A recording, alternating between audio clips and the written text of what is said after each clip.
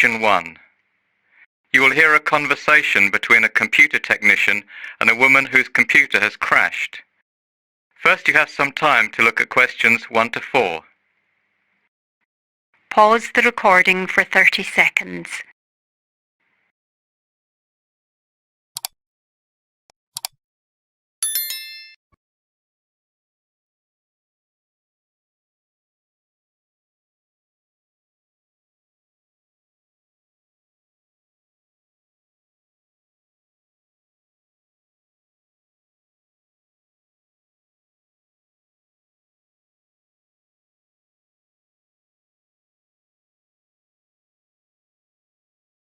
You will see that there is an example that has been done for you.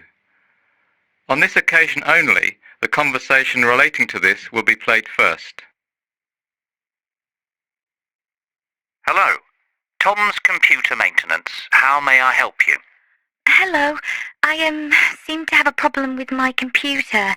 It's really inconvenient too, because I have a deadline tomorrow I'm rushing to meet, and suddenly the screen went blank. Blue. A blank blue screen. I don't know if you can do something about it.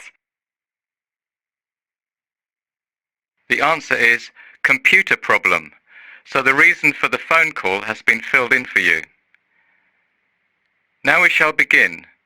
You should answer the questions as you listen because you will not hear the recording a second time. Listen carefully and answer questions 1 to 4. Hello, Tom's Computer Maintenance. How may I help you? Hello, I seem to have a problem with my computer. It's really inconvenient too, because I have a deadline tomorrow I'm rushing to meet, and suddenly the screen went blank. Blue. A blank blue screen. I don't know if you can do something about it. Ah, the dreaded blue screen. I think I can do something about it. It's my job after all. There are a few different scenarios, though, that could be going on with your computer. You've tried restarting it, right? Oh yes, nothing. And it's plugged in, not running on battery? Yes? Are you sure? Can you check again? Okay. Yes, it's plugged in. Okay. Can you give me a bit more information about what happened? The screen went blank. No, I mean, what activity were you doing when the problem occurred? Your computer was on, I presume. You were working, right? What did you do immediately before the blank screen appeared? Were you using the internet? Oh, yes, I was. Is it a virus? That seems likely. What antivirus software are you using? I'm not sure. Oh, how embarrassing. Never mind. I'll have to come and have a look at your computer. Okay, that's great. Before you hear the rest of the conversation, you have some time to look at questions 5 to 10. Pause the recording for 30 seconds.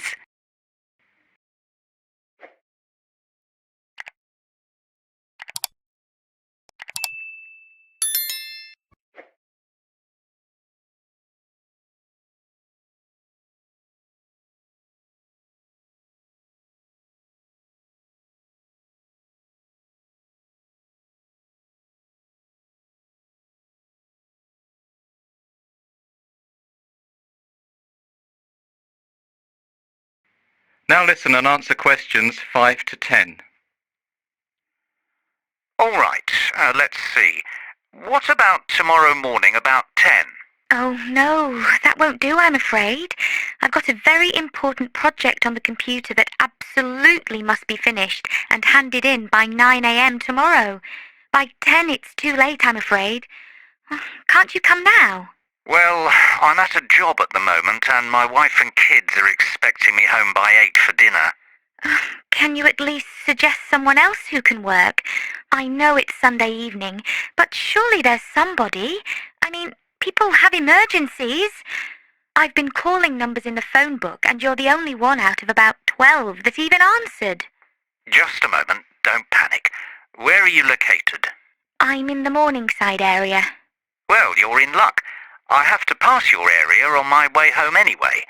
Now, I should be finished here by 7:30, so what about around 7:45? Is that okay? Oh, that's great. Thank you. What's your address? 14 Branston Crescent, 2F3. That's BRANIST. No, sorry. BRANSTON Crescent. Oh, all right. And your name? Sandra Sarensen. That's SARRENCEN. And the name on the buzzer? The same. All right, I'll be there shortly. Thanks. Can I ask you how much it's going to cost? Certainly. My call-out fee is £60, and that covers the first hour's work. And after that, the fee is £40 an hour. Oh, gosh. That's rather expensive. How long do you think it will take? If we're lucky, it will be fairly quick. Honestly, though, if it takes much more than half an hour, I'll have to finish it tomorrow morning. But I doubt that will happen. I hope not. Will you take a cheque, or do you prefer cash? A cheque is fine. Okay, so I'll be waiting. Okay, bye. That is the end of section 1. You now have half a minute to check your answers.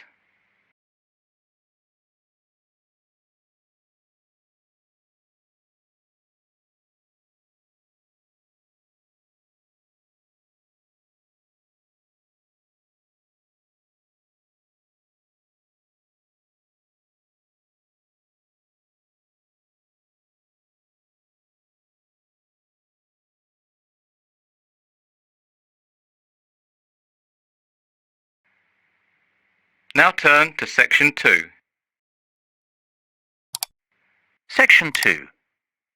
You will now listen to a talk by the water project manager of a charity called Charity Water. First, you have some time to look at questions 11 to 17. Pause the recording for 30 seconds.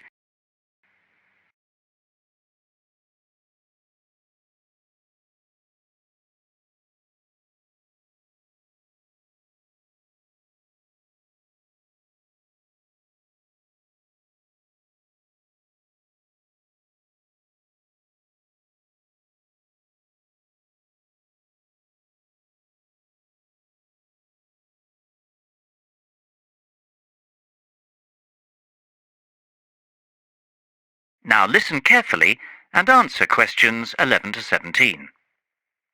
As Charity Water's water project manager, I travel to some of the most desperate places on Earth in search of clean water. And while the landscape changes, there's always one thing that remains the same.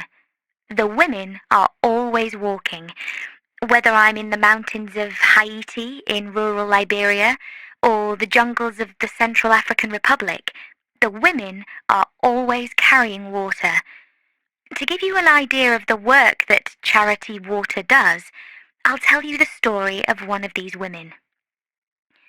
Driving down a bumpy road in the middle of northern Uganda, our truck suddenly swerves off the road and up over an embankment. We usually prefer to surprise communities by our arrival because it makes it easier to monitor how our water points are functioning without hundreds of people watching. But once you visit a few communities in the neighborhood, rumors of your presence spread like wildfire. We jump out of the truck and walk into a party. This is when I met Helen Apis. She told me about the new freshwater well in her village. I am happy now, Helen beamed. I have time to eat.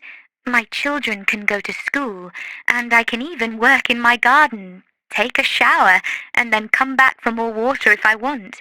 I am bathing so well. A few of the men chuckled to hear a woman talk about bathing, but all I noticed was Helen's glowing face, the fresh flowers in her hair, and the lovely green dress she wore for special occasions. Touching her forearm, I replied, "Well, you look great." "Yes," she paused, placing both hands on my shoulders and smiling. She said, "Now I am beautiful." That really hit me.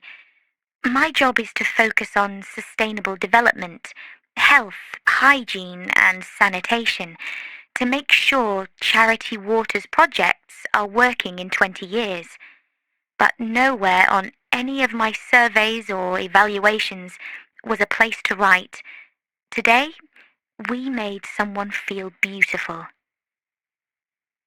Before you hear the rest of the talk, you will have some time to look at questions 18 to 20.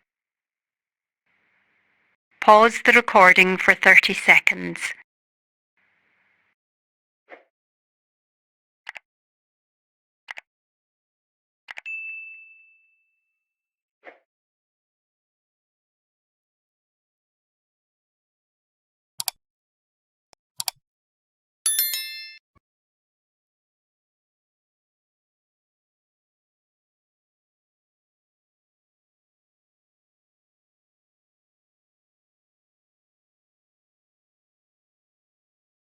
Now listen carefully and answer questions 18 to 20.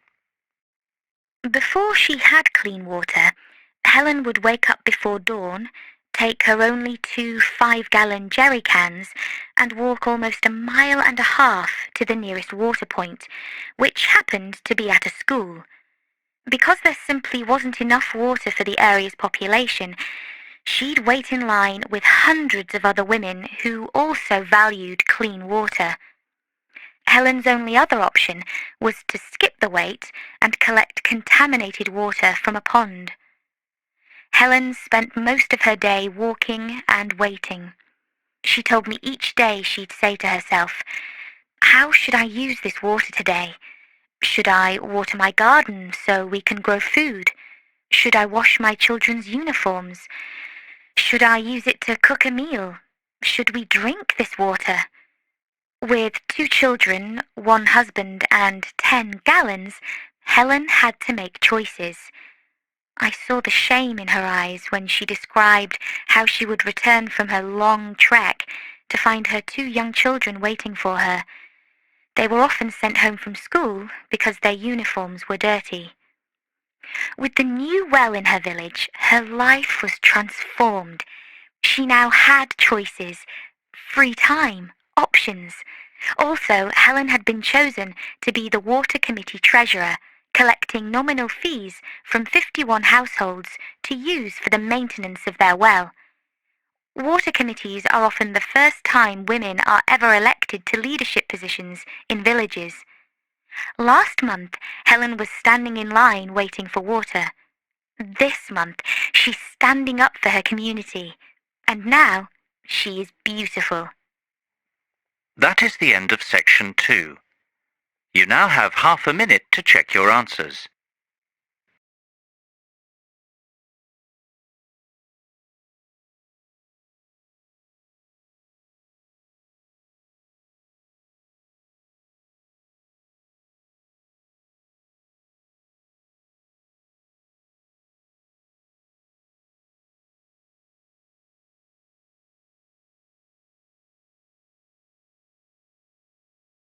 Now turn to section 3. Section 3. You will hear a conversation between a student, Jessica, and Dr. Kitching, a university advisor. First, you have some time to look at questions 21 to 25. Pause the recording for 30 seconds.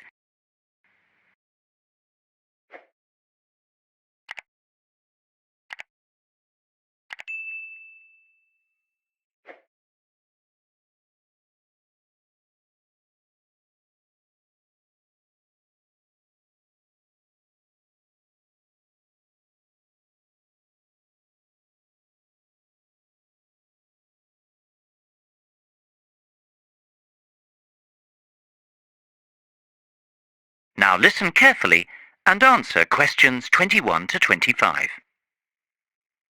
Hello, Dr. Kitching. My name's Jessica. I work for the student newspaper.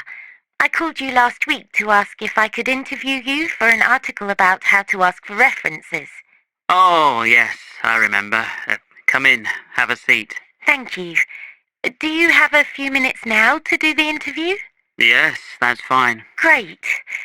I got the idea to do this article because, well, everyone I know is rather puzzled about how to get references from professors when they need them for applications for jobs or postgraduate studies. And I thought since you're a professor and you've been working as a student advisor for many years also, what better person to ask? Yes, I have got some advice I can share on this topic. Where shall we begin? First of all, do you mind if I record our conversation? No, I don't mind. Thanks. Do you write many references yourself? Oh, yes, I certainly do. Let's see. It's variable, of course, but I'd say I average at least 50 per year. My goodness, that's nearly 5 per month. It's more than 1 per week. Yes, it's a lot. And of course, most of the requests are made in the spring or early summer, when students are starting to think seriously about where they'll be heading after they graduate in June. Do most professors do so many? Yes, it's part of the job. Of course, because I'm an advisor, students probably feel like I know them rather better than some professors, so I probably get a few more than I would otherwise. Before you hear the rest of the conversation, you have some time to look at questions 26 to 30. Pause the recording for 30 seconds.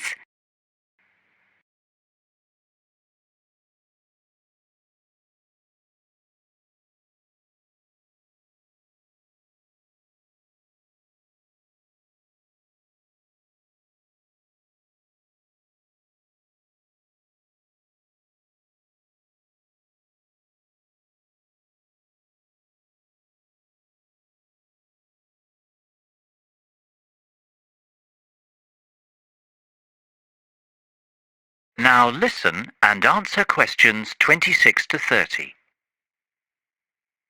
All right, so what do we students need to know in terms of asking for references or letters of recommendation? It's incredibly daunting, actually, particularly since we have such large classes. I'm not sure if my professors even know who I am. Yes, that's probably the biggest issue students face in getting references. You will invariably have to contact former professors, even if you have never spoken to them outside of class. Following on this, if I were giving a first-year student advice, I would say to make sure you've had contact with several professors outside of class so you won't be a stranger. All it takes is visiting during office hours, even if it's just to say, "Hello, I'm enjoying your lectures." But what if we didn't do that? Then you'll just have to contact your professor anyway. Make a telephone call. Tell him or her who you are and what classes you attended, this sort of thing. Remember, for your professor, recalling an average student out of hundreds and hundreds isn't easy. So tell him or her what course you took and what semester and year it was. Include what grade you got and anything memorable. Perhaps you spilled your coffee. Though at the time it wasn't funny, it might be enough for Professor Brown to remember you and it won't shed any negative light on you. It was an accident. Or perhaps, although you never spoke outside of class, you went up and asked a question that was a great one. Any information you can give to identify yourself is going to help you out. Should I visit Professor Brown in person? Yes, that would be ideal. I would suggest giving the information first over the phone, then follow up by emailing it to your professor. During the phone conversation, ask if you could meet briefly. This will be both a physical reminder of who you are and also another chance to make a good impression. Isn't it very difficult to write references for all these students you've never spoken to or really even met? Yes. For example, I was recently called by a student from 20 years ago. He lived in another country. I really didn't recall him. He told me a little about himself, and I looked back at his records. I told him that all I could do was verify that he was in my class, that he showed up for all the classes, and that he received a 3.4 in my class. Sometimes I'm very surprised that students who did very poorly in my class ask me for a reference. What do you do in that case? Give a poor reference? I, like most professors I know, never say anything negative about the student. However, it is what is unsaid that can say it all. So you really want to make sure you're remembered in a positive way and have left a good impression. Okay, thanks very much for all this information. The story should come out in our next printing, so if you're interested, I'll drop one copy over to you. I'll be looking forward to seeing it. That is the end of section 3. You now have half a minute to check your answers.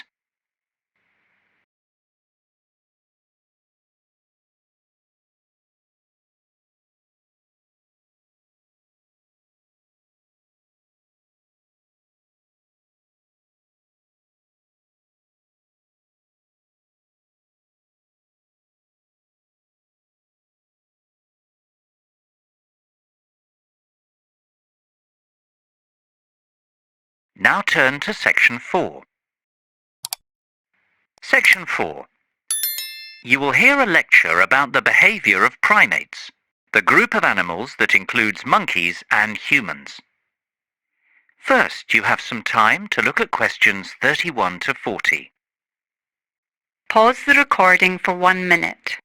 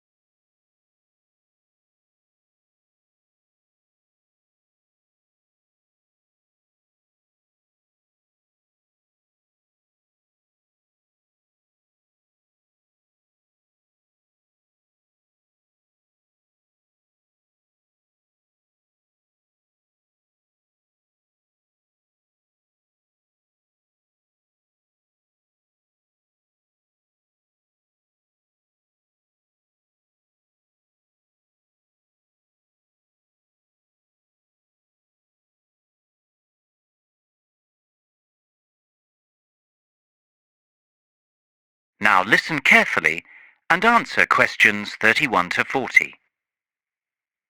Good morning. Today's lecture will be about primate behavior.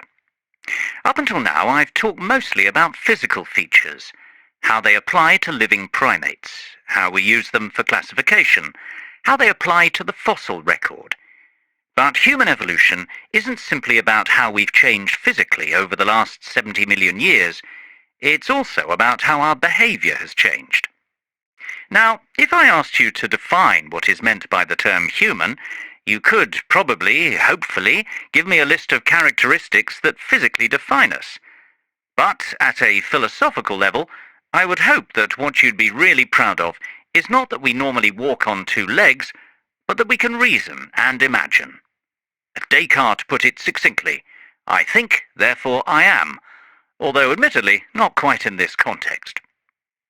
This lecture isn't about human behavior per se, but about primate behavior in general, and animal behavior too, since just as we can use the physical characteristics of living primates to give us clues and insights into the physical characteristics of human ancestors, so we hope that the behaviors of non-human primates will be similarly enlightening for the behavior of our ancestors.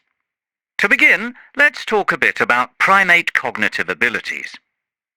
I don't want to mention a lot of different behaviors without first mentioning cognition. Cognition is the amount of thought that goes into a behavior. There is a world of difference between an animal hitting a nut with a rock and cracking it by accident, and an animal thinking to itself, "I can't bite into this nut. I know, I need something to use as a hammer to crack it." However, it can be very difficult coming up with experiments to differentiate these two. We can easily test mental skills, such as recall and discrimination, using methods such as the Wisconsin General Test Apparatus and various training experiments. But it's much harder to work out the degree of thought required. This is still a big problem in evaluating the status of great apes. Just how nearly sentient are they? Sentient, for those of you who don't remember, means there is the presence of conscious thought. There are various behaviours that could be seen to support the presence of conscious thought in primates. Various sorts of altruism, or helping others without directly benefiting, can be found in certain great apes. The animals team up to achieve various goals, for example, hunting in chimps. This would seem to require a degree of cognition. Another feature that has come to light recently is Machiavellian intelligence. Work, especially with baboons, seems to indicate that there is a lot of deliberate social deception going on, sneaky mating, passing the blame on to others, using infants for defence. At first glance, this seems very complicated behaviourally, but again, it can just about be explained in a fairly minimally cognitive way. Highly trained chimps, such as the signing chimp, Washoe, and the computer-aided communication of Kanzi, also indicate a high level of intelligence. An interesting fact is that these language-trained chimps do much better in the standardized intelligence tests too, indicating that we probably underestimate primate intelligence in our traditional experiments. It seems that primates are not all that interested in the colour of pencils. They want to know the latest gossip about their friends. Sound familiar? And of course, cognition and intelligence in primates is a thorny problem with deep moral and political ramifications. That is the end of section 4. You now have half a minute to check your answers.